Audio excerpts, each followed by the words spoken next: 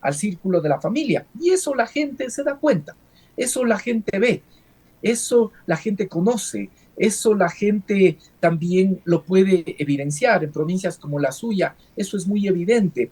Y los problemas del Ecuador están ahí, la situación de inseguridad ahora poco a poco va alcanzando a todas y cada una de las provincias. Cuando entraba a la entrevista, usted hacía la reflexión precisamente de la situación de vulnerabilidad en la que se encuentran las ciudades que están colocadas en la costa ecuatoriana y fundamentalmente las que están de cara al mar. Mire usted que esta situación de penetración, de disputa de los grupos delincuenciales por territorio también ahora ha llegado a Quito y hay noticias que realmente son alarmantes, como que, por ejemplo, 5 bandas se disputan el territorio de Quito y que si no se hace nada en 5 años, prácticamente la ciudad también estará copada y tomada por las bandas. Esa es la realidad de los ecuatorianos y ecuatorianas, que cuando salimos o sale uno de nuestros hijos, siempre nos queda la incertidumbre de a qué hora regresan a casa, porque los niveles de violencia ahora no distinguen edades, no distinguen sexo, y puede presentarse en cualquier momento una situación de complicación. O el tema de las vacunas, en unas ciudades más que en otras, pero el tema de las vacunas ahora cada vez alcanza a un mayor número de personas, a un mayor número de ciudadanos y ciudadanas que a veces emprenden en su pequeño negocio, que tienen su pequeña actividad y sin embargo son extorsionados por estos grupos delincuenciales. Y encima de eso, un país en crisis económica, un país en el que no hay reactivación económica, en el que no hay fuentes de empleo. Esos son los problemas reales de los ecuatorianos. Un país en el que no hay atención en los hospitales, en el que no hay atención ni medicina, ni siquiera en la seguridad social. Un país en que sus escuelas han dejado de ser una referencia de la calidad para también evidenciar una serie de problemas. Muchas de esas escuelas fueron construidas precisamente en la Revolución Ciudadana. Esos son los problemas del país. El presidente está preocupado en pelear, en atacar al correísmo, en atacar a sus opositores políticos, pero los problemas del país son otros, son de otra dimensión, son la inseguridad, son la falta de empleo, la falta de oportunidades económicas, la falta de medicinas, la falta de educación, la falta de obra pública, la falta de inversión. Esos son los problemas. Y eso no han resuelto estos gobiernos que representan a las cunas de oro, pero que sin embargo han fracasado y que ahora lo que uno puede evidenciar de las denuncias que se realizan es que básicamente utilizan el Estado para poder acrecentar sus negocios. No están pensando en la mayoría de ecuatorianos, sino fundamentalmente están pensando en cómo hacer negocios.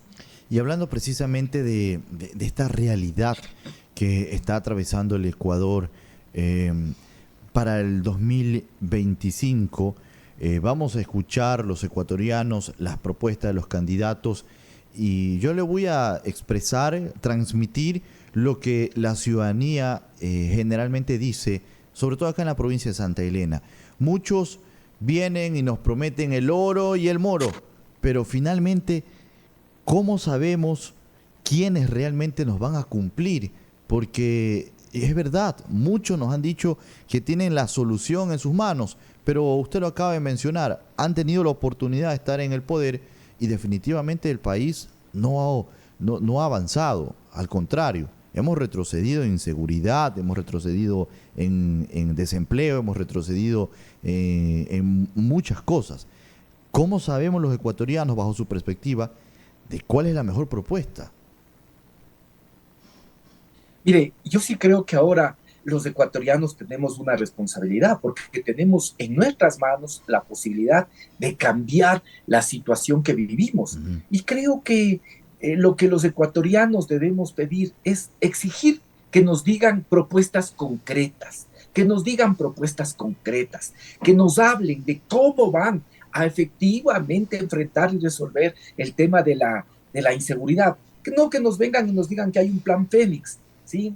Porque del plan Fénix nos han venido hablando desde antes de que sean gobierno, ahora cuando son gobierno, pero no se evidencia pues en el país la existencia del plan Fénix. Fíjese, nos dicen que algunos ejes del Plan Fénix son secretos, que tienen que ser secretos para que los delincuentes no se enteren. Bueno, eso uno puede creer. Puede haber ejes del plan que efectivamente tengan que ser secretos, aunque los planes establecen líneas generales. Después, cómo actúan, cómo se desarrollan los operativos es otra cosa. Pero digamos, entendamos que algunos ejes del plan podrían ser secretos, pero no todos, pues. Claro. Por ejemplo, el que tiene que ver con el eje preventivo. Ese eje debería ser además coordinado con los gobiernos autónomos descentralizados, con los municipios, con los gobiernos provinciales, incluso con los gobiernos parroquiales. Fíjese, de igual forma, para que puedan resultar efectivas las acciones contra el crimen organizado, lo fundamental es la inteligencia. La inteligencia, el 90% de lo que tiene que ver con la eficacia, con el éxito de estas operaciones antidelincuenciales, están relacionadas con la inteligencia, ¿sí? El 8% temas operativos y el 2% incluso temas contingentes. Aquí es evidente que no hay un trabajo previo de inteligencia en todos los casos.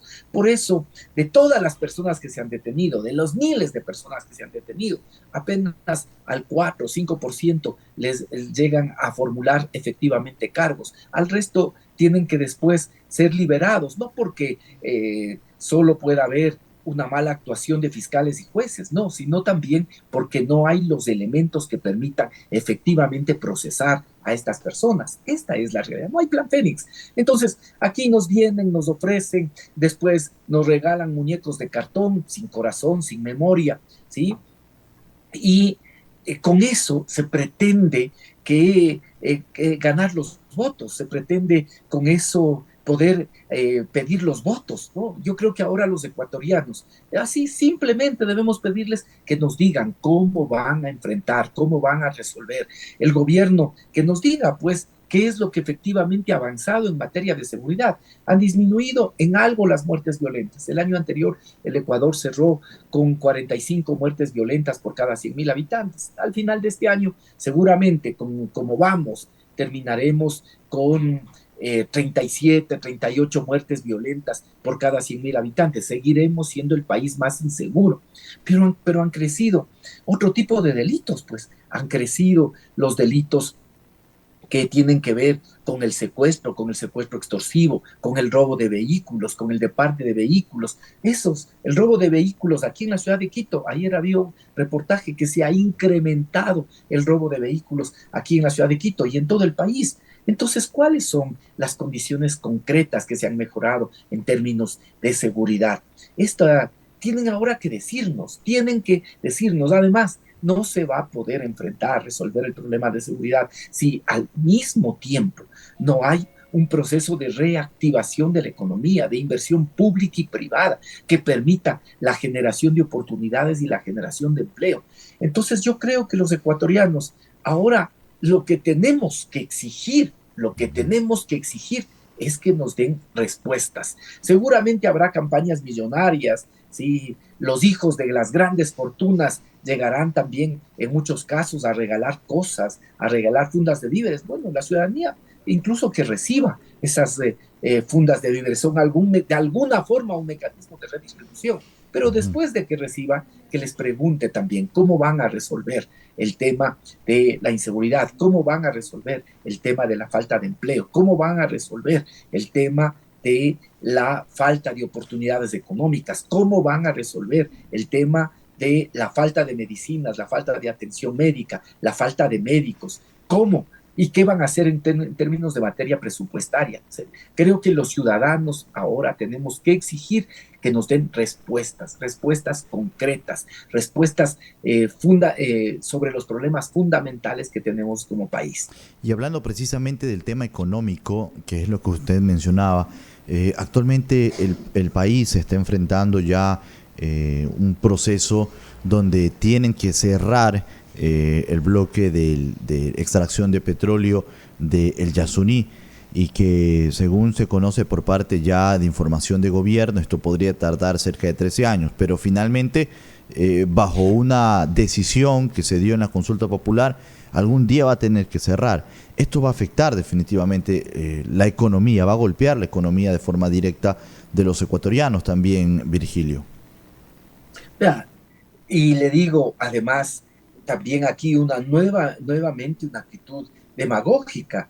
En campaña, el presidente de la República, sin establecer ni medir ninguna consecuencia, ¿sí? Electoralmente dijo que estaba a favor, ¿sí? Y luego se da cuenta de las dificultades económicas que eso genera.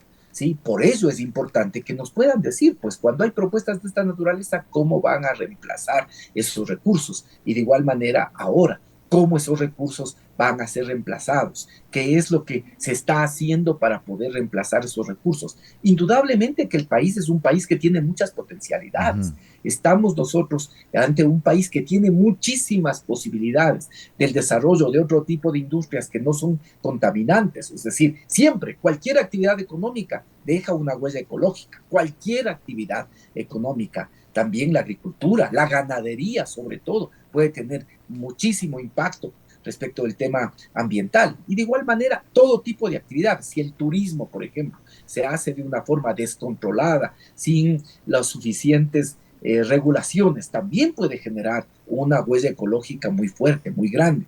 Por eso es necesario que podamos tener planes concretos que permitan aprovechar las otras potencialidades que tiene el Ecuador, que permitan desarrollar también ingresos importantes a través de otras actividades, pero que estén adecuadamente reguladas. El turismo es una de ellas. De igual forma, todo lo que tiene que ver con las industrias culturales en el Ecuador podríamos también tener un potencial, porque en el Ecuador hay escenarios naturales que son maravillosos. Es un país que en pequeño condensa todo lo que es la geografía de nuestro continente y por lo tanto hay muchísimas posibilidades de que se desarrollen todo lo que tiene que ver con la industria turística, la industria cultural y todo lo que esto significa. Pero para eso hay que tener un plan, hay que saber que hay que conducir al país y hay que al mismo tiempo estar conscientes de que se requiere inversión en educación, se requiere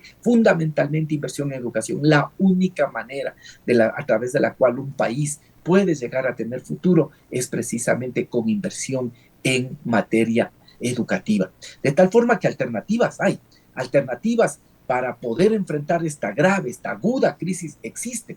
¿Qué es lo que pasa? Que nos hemos enfrentado en los últimos gobiernos, al gobierno de Lenín Moreno, el gobierno de Guillermo Lasso y ahora el gobierno de Daniel Noboa, que son una continuidad. Que no nos vengan con el cuento del nuevo Ecuador. Aquí no hay nuevo Ecuador. Aquí hay las viejas prácticas de los grupos oligárquicos de siempre, rapaces, buscando consumir y aprovechar el Estado en todo lo que puedan.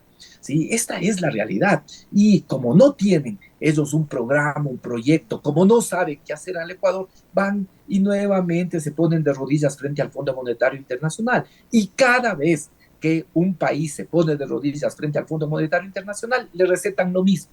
Es como un médico que para curar todas las enfermedades siempre recetan lo mismo. Aquí es lo mismo. Subir impuestos indirectos, ya no subieron al IVA. Dijeron que con eso iban a resolver los problemas de seguridad. Sí, no vemos eso los ecuatorianos. No vemos eso los ecuatorianos. Nos han subido los combustibles, nos han subido el IVA, de tal manera que recursos el gobierno tiene. Además, una reforma tributaria.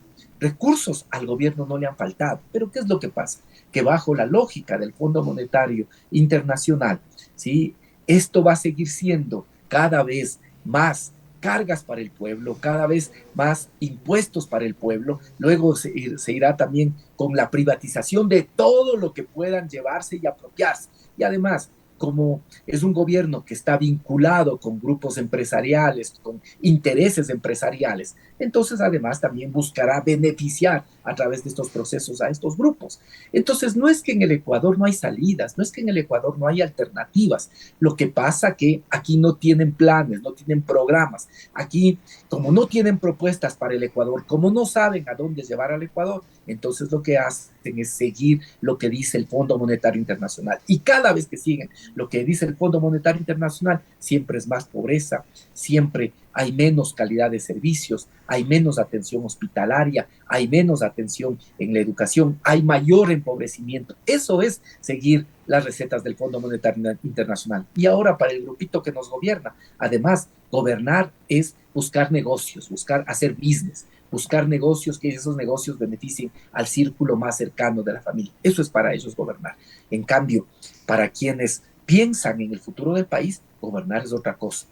Gobernar es generar unidad entre los ecuatorianos y ecuatorianas, no como hace el presidente actual, que busca sobre todo siempre el conflicto y el conflicto con el correísmo, el conflicto con los sectores de oposición. No, aquí lo que requerimos es superar esas falsas divisiones. De correístas, anticorreístas, no, porque con eso no se resuelven los problemas del país, no se resuelven los agudos problemas que tenemos. Y entonces, ¿hacia dónde tenemos que ir? Hacia generar unidad para con esa unidad enfrentar los grandes problemas del país.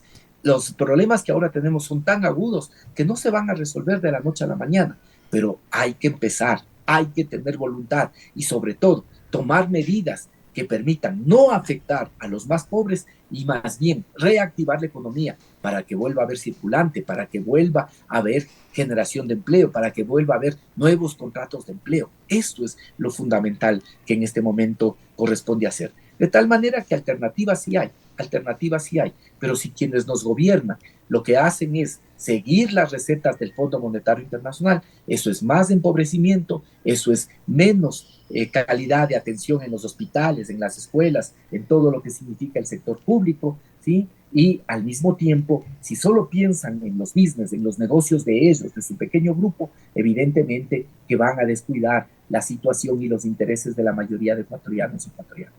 Muy bien, estimado Virgilio Hernández, queremos agradecerle como siempre su opinión con respecto a los diferentes temas que se han presentado en nuestro país, su mensaje ya en la parte final para nuestros oyentes y hacerle la invitación en una próxima entrega a ampliar más detalles de lo que se está viviendo en el Ecuador bajo su perspectiva de análisis. Su mensaje, Virgilio.